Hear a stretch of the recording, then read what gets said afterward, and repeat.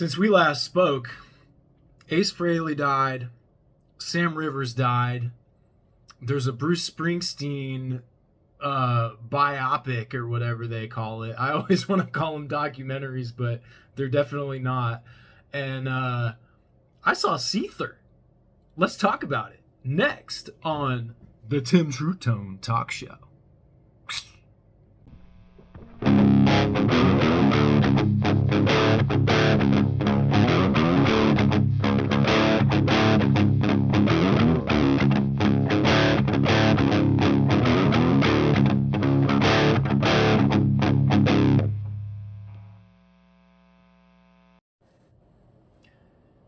All right, what do you want to talk about first? You want to just go like chronologically? Let's just go chronologically. So last Thursday, October 16th, we lost Ace Frehley. If you were plugged into the rock and roll world, you know, you kind of knew that he was in bad shape. He had just postponed or canceled some of his tour dates. Sadly, you know, he never got to do another show with Kiss. I think that Kiss kind of did a disservice to Ace and the fan base by not bringing Ace out on the last reunion tour, even if it was just for the MSG shows. You know, I think they should have done something with Ace. I think Gene and Paul are always going to regret it, you know. Hopefully, whatever Kiss does in the future, I know there's rumors of like a sphere type thing, or you know, some sort of virtual reality Kiss is in the makings, obviously, because they announced it at their last show that they were doing something, and they gave the little like preview. So hopefully whatever Kiss does next is worth it, you know. I wish they would just do another Kiss meets Scooby-Doo and do it at the Sphere. I'd be there in a heartbeat, man. Zoinks! All right, so the same day that Sam Rivers, legendary Limp Bizkit bass player, according to Fred Durst, he said that Sam was the first guy that he ended up recruiting into his band that would later become Limp Bizkit. Sam Rivers died way too young. I mean, 42 or something like that, 41, 42. You know, in rock and roll years, that is ancient, you know, personally. You know, I always thought I was gonna, you know, not make it to 30. I'm turning 36 in like 2 weeks or less. And I just can't believe it, dude. I can't believe that I'm that old, you know. At the Seether show, I was like, this girl was like, you know, guess my age, you know, because girls like to do that, and like we all did the guess my age thing on the chick, and then I said guess my age, but I had like a goatee thing going on last weekend at the show. I don't know if I have any pictures. I didn't take a lot of pictures because I was like really tired. I'd been up all day, like from the crack of dawn, and I was doing like DoorDash stuff because I do DoorDashing on Saturday mornings and stuff, because sometimes you get lucky and the breakfast shift is lucrative. But it wasn't last Saturday. It like sucked. And then I was just like dog tired, and I drug my ass to the Seether show, and it was good. I mean, you know, I only ever really listened to the first Seether album. I'm one of those, you know, because that came out when I was in like 8th grade or something like that. What, 2003 that album came out, maybe late 2002. So I love that album, dude. Disclaimer, I think it's called, is just, it's the only Seether album I really listened to. And they played a couple songs off of Disclaimer. They didn't play enough.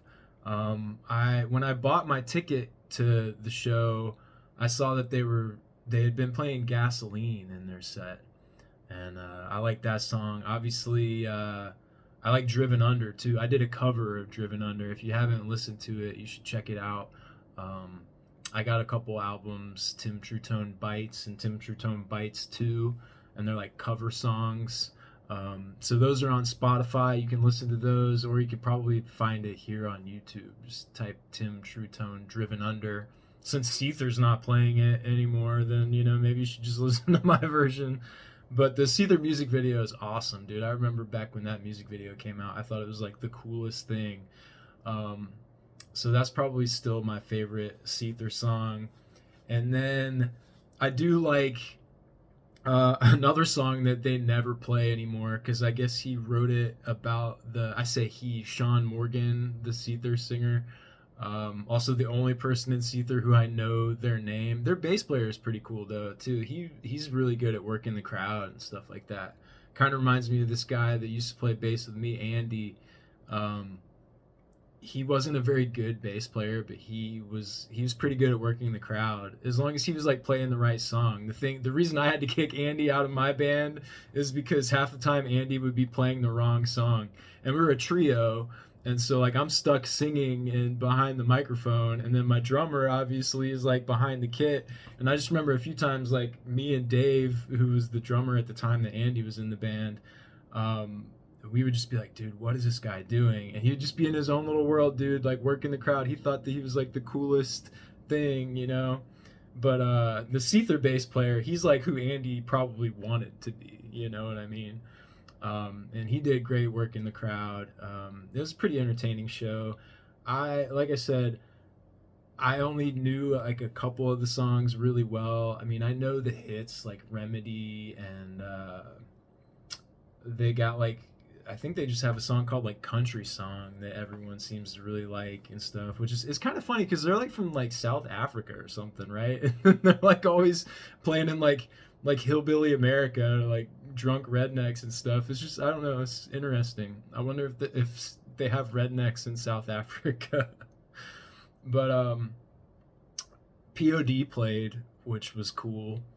I never got to see P.O.D back in the day. That was another band that I always really liked growing up. I had a copy of Satellite, and then they had an album before Satellite too that was out. I can't remember what that one was called, but I think I had like a taped version of that somebody made me or whatever.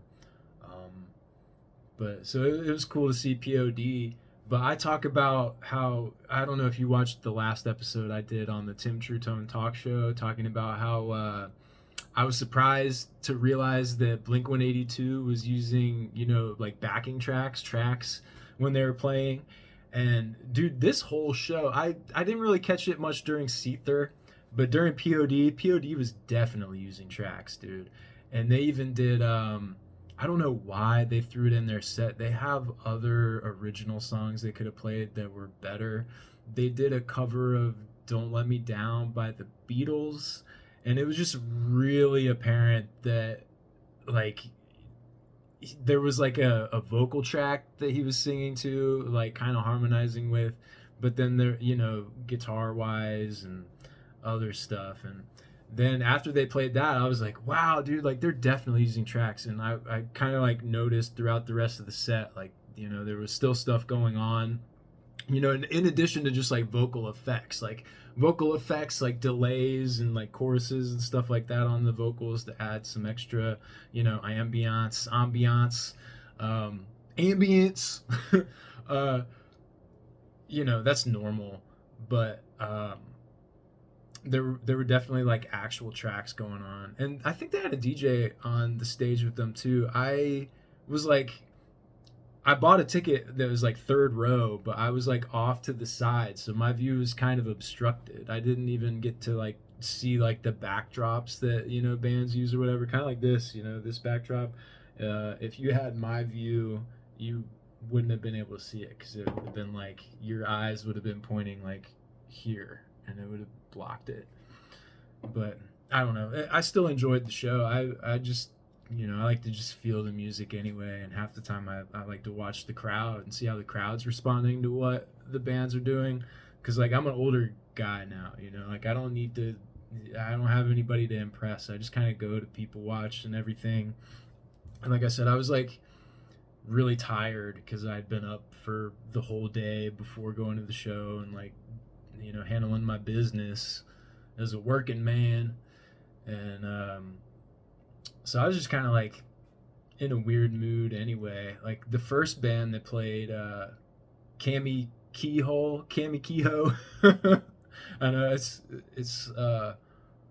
interesting name to remember. And I kept trying to tell people like after like in between bands and stuff, I was like talking to random people at the show. I was like, "Were you here for the first band?" And they were like, "No, what were they called?" And I was like, I can't remember." So I kept trying to look at the merch booth to see the T-shirts, but you could only see like part of the name because you know they were the opening acts. They were like off to the side, and it almost looked like it was said like Kamikaze. But I was like, I know it's not Kamikaze, and so I couldn't remember. But it's Cammy Kehoe, and they were cool, man. Like you know, obviously it was kind of annoying. Like she like did a like a rock and roller rant or whatever. Which the older I get, like the less I care about like people ranting during the shows, man. Like save it for your podcast like this or whatever. If you want to rant, do your YouTube talk show. When you know during the show, just shut up and play, man. That was why I always liked Against Me and like bands like the Ramones and stuff like that, because they would just play. They would just get up there. They'd just hit you front to back, bam, bam, bam, bam, bam, song, song, song, song, song. All right, later. You know that's my kind of shit, honestly. You know, obviously bands like Blink 182 are an exception just because they're so funny with their rants. But you know, like Cammy Kehoe or whatever. Um, gosh, it always just makes me think of this ICP song every time I say Cammy Kehoe. There's a song that they wrote, I think it's called Please Don't Hate Me, and they wrote it about pretend banging Eminem's mom. And he says something like, "It's okay, I don't mind as long as I can locate the pee hole." So every time I say Cammy Keyhole, I think about this ICP song. I don't know, it's my brain. Welcome to my brain. Insane in Timmy True Tone brain. Um, but Cammy Kehoe, this whole rant, like, you know, I'm 22 years old and this song's about a breakup of mine, and aren't you so glad that rock and roll is back? And it's like, people like me, I'm just like, rock and roll never went anywhere, dude. It might be back in your little, like, mainstream world or whatever, but rock and roll will never die. Hey, hey, my. Neil Young, Out of the Blue, Into the Black. There's also You Can't Kill Rock and Roll. Who did that one? I think that's Ozzy, right? You can't kill rock and roll. It's here to stay. Anyway, um, yeah. So she went on this whole rant. You know, I just wanna heal the world through my music. And it's like, okay, we're not here for a Miss America pageant. Um, but I enjoyed the music. She would like, I felt bad for her drummer because I guess Cammy Kehoe is a drummer in addition to being a singer songwriter. So like half the set, she would like kick her drummer off the drums and then play the drums for certain songs. And I'm just like, man, that's got to be annoying being the other drummer. But I mean, she was fine on the drums. She was entertaining. She's a good looking girl, you know. I grew up when, you know, goth, like the 2000s mall goth aesthetic was like the real deal, you know. So I used to wear like my Hot Topic raver pants and stuff, and like my fishnet shirts and my black nail polish, and my eyeliner and stuff. And I think I was real cool, like back when like that was like the thing. And it's cool to see it back. Like she said, isn't it cool that rock and roll's back? I mean, like I said, rock and roll's never gone anywhere, but it's cool that like hot mall goth chicks are back, you know, and it's not just Taylor Momsen. So thanks to Taylor Momsen for opening the door again and making hot goth chicks more fashionable or whatever. Um, it's probably like, you know, obviously one of the most attractive varieties of women there is in the world is the goth chick, and then the redhead, and then, you know, we got many other varieties that are wonderful too. Um, the sundress girl, you know, just a simple little sundress goes a long way, ladies, as you know. Isn't there a meme like this $5 sundress ended up in like a, you know, a kid that cost you however much it costs to raise a kid for 18 years. I think there's a meme about that. I don't know. But I guess we're done talking about the Seether show. It was pretty good. Um the funniest thing about the show, I wanted to mention this, and I almost forgot, so I'm glad I didn't.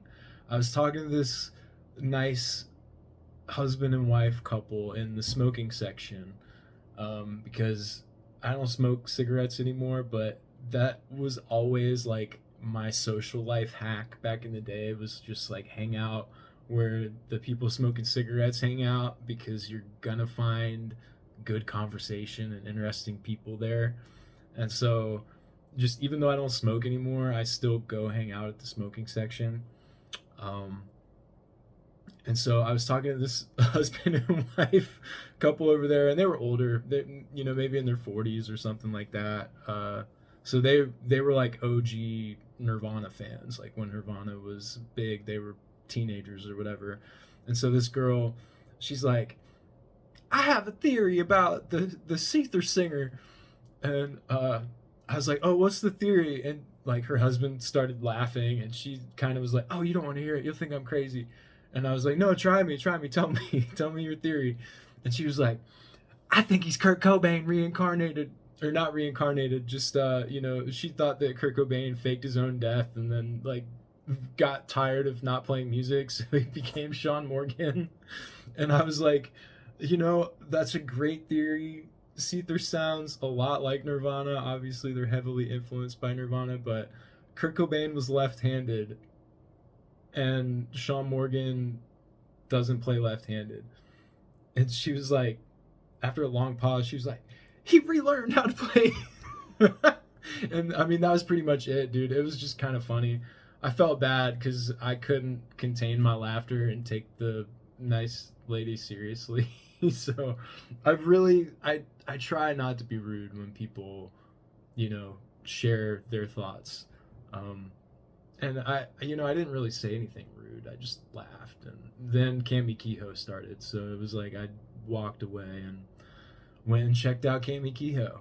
And like I said, they were great. Cami Kehoe, very entertaining. I haven't listened to any of the studio recordings. I don't really care to, because like I'm busy doing my own music and stuff. So I really don't listen to a lot of music that I haven't already listened to in the past, because like I don't want to taint anything in my own brain.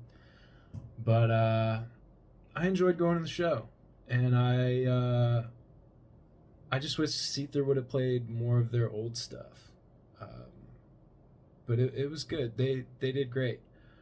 Cami Kehoe was also using tracks too. Like I said P.O.D. was using tracks, and I noticed that Cami Kehoe had some like backing guitar tracks going on. They only had one guitar player on stage, so if you hear two guitars and there's only one guitar player, tracks.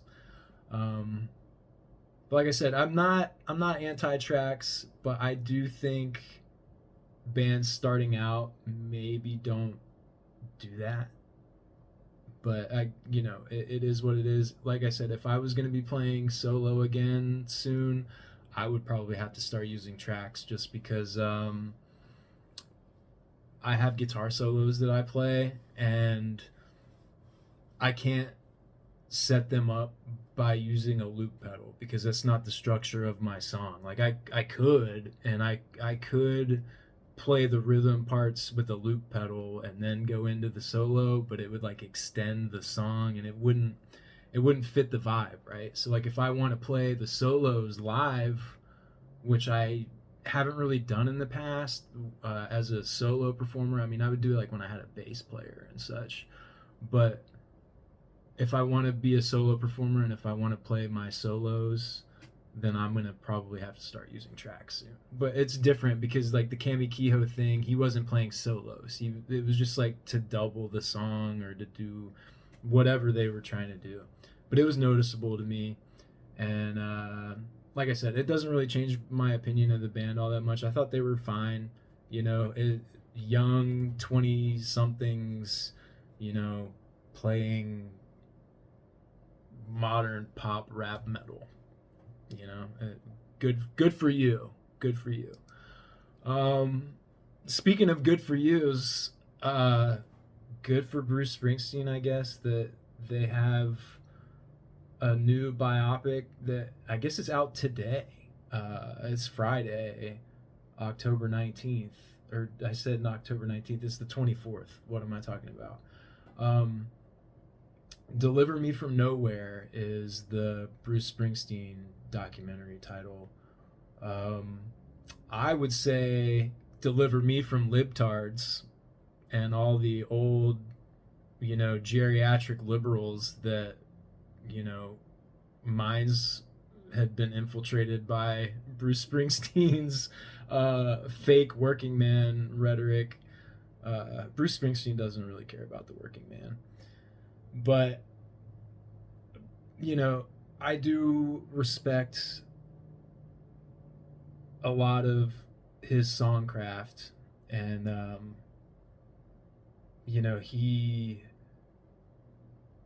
he wrote Atlantic City, which is a great song. There's, I guess, sort of a political bent to that song too, which isn't all that terrible. But um, I'm sorry, dude. Anyone who ever supported Obama, I just can't take you seriously. I just can't. I just can't. Obama ruined the United States of America, and the hubris that the Liberal Party like swelled up with while he was in power. It just, I mean, it's awful, man. And then you guys ruined the country for 4 more years from 2020 to 2024. I mean, just absolute pathetic, or I say 2020, I guess it was 2021, right? But, um, man, just the liberal contingent in this country is really jumped the shark. And Bruce Springsteen biopic, probably not that great. I'd rather, instead of watching Deliver Me From Nowhere, go watch the Jawbreaker documentary Don't Break Down, or watch the I guess you could go watch the Bob Dylan Don't Look Back. Isn't that the one? Or We're Never Going Home. That's Against Me. But you could watch that one too. That was when Against Me was still cool. But the one I was really thinking of, We Jam Econo, The Minutemen. That's what you need to go watch. If you've never watched that documentary, go watch We Jam Econo. And if it doesn't change your life, then you're just not a punk rocker, dude. You're just not. And Bruce Springsteen was never really a punk rocker either, even though some punk rockers liked Bruce Springsteen. He wrote Hungry Heart, was supposed to be a Ramones song, which is another Springsteen song that I like. I don't really like a lot of Springsteen stuff, but I do like Atlantic City. I like Hungry Heart a lot, dude. That song is so cool, dude. As wicked cool as little Stevie Van Zant's record label. Shout out to the Dolly Rots, who used to be on that record label, I think. I opened for the Dolly Rots once. They weren't very nice to me, but they weren't mean either. I opened up for Dave Haas once. He was mean. But that's fine. Some people just, they're just bitter.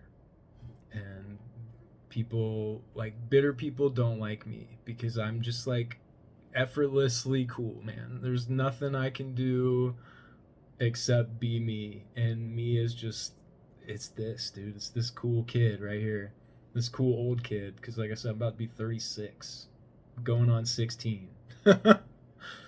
But I was trying to wrap up the Springsteen talk. So Hungry Heart, the last thing I was going to say about Hungry Heart was that was a relationship test I had for a while. Like, I'd play it, and if chicks didn't like it, I'd be like, yep, she's just not a cool chick. Because, a lot of chicks these days, they just like, like crappy, like rap and like Beyonce and, whatever else is out there these days. I don't even know. I try so hard to avoid like the mainstream contingent. Says the guy who just went to a Seether show. And then Daughtry played too. I forgot about that because I didn't even watch Daughtry. I just went to the back and went back to the smoking section and talked to people the whole time Daughtry was playing. Because, like, I feel like that's like the least rock and roll thing someone could do, bro. Is like, yeah, I won American Idol and now I'm opening up for Seether. It's like, now honestly, it kind of made me think a little bit less of Seether too. But I'd never seen Seether before, and if 2020 taught us anything, it's that if something's, you know, if you got a chance to do something, do it, because you might not have the chance again. You know, the world could come to a screeching halt again, for all you know, and it could happen tomorrow. So take advantage of your opportunities while you have them, folks. Speaking of opportunities, you have the opportunity to listen to Tim Trutone Bites and Tim Trutone Bites 2 before Halloween is over for this year. I put those out really for the Halloween season. They're old covers I did. Most of the original performances are here on the YouTube page still. You can find them. But what I did, I ripped the audio from my past YouTube performances and I ran them through Adobe Audition or whatever, and just did a little extra, you know, EQ or like, you know, some reverb or like chorus on certain songs as well, and just kind of give them a little, like, you know, audio refresh.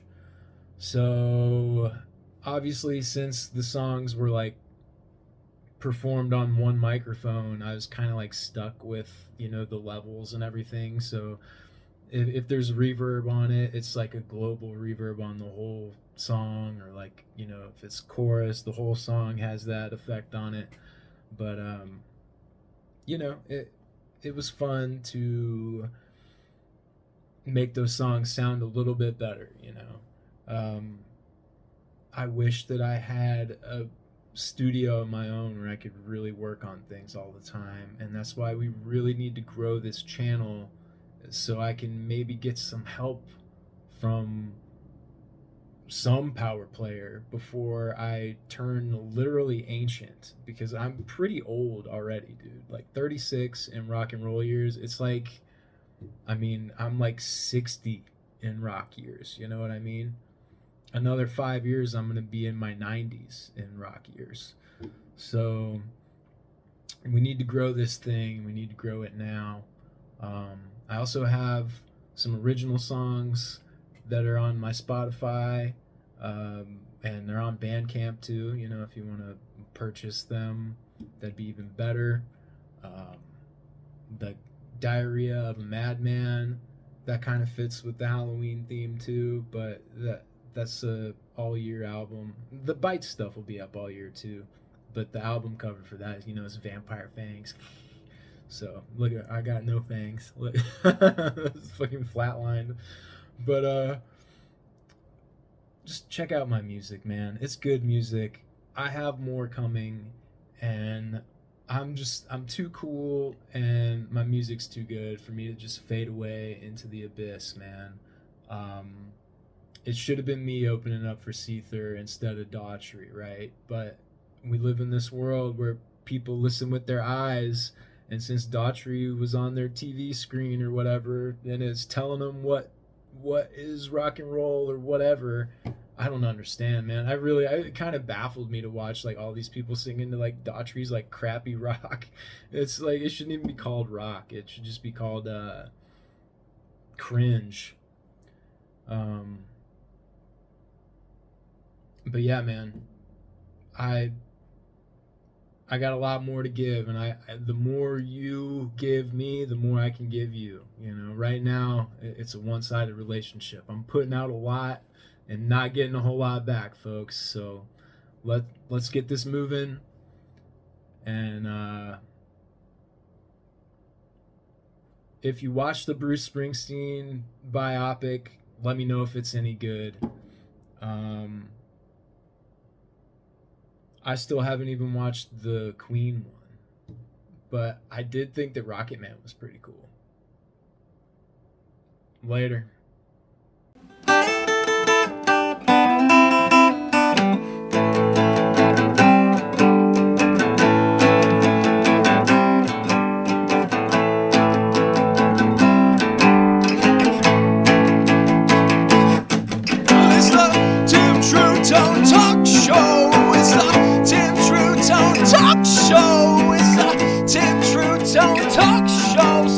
talk about rock